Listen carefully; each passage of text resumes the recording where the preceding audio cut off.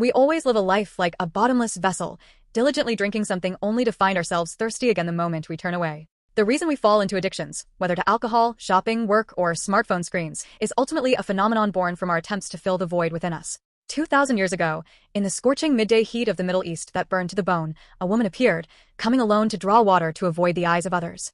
Her life was filled with unmentionable wounds and an unquenchable thirst. Jesus approached this woman and said, "Everyone who drinks this water will be thirsty again, but whoever drinks the water I give them will never thirst."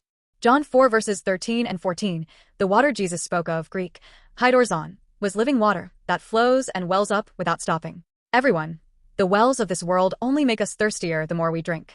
They may grant momentary pleasure and satisfaction, but they leave us empty the moment we turn around. The deep spiritual emptiness inside human beings can only be filled by Jesus Christ, the living water that wells up eternally. From the very moment humanity left God, we were placed under the curse of eternal deficiency and thirst.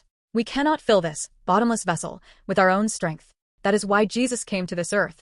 And as he was crucified on the cross, he cried out his final words, "I am thirsty." Jesus bore on his own body upon the cross the curse of sin, the pain of addiction, and the terrible inner thirst that we were meant to suffer. Because he thirsted in our place, and because he poured out his blood and water, the path to the eternal, never-drying living water has been opened to us.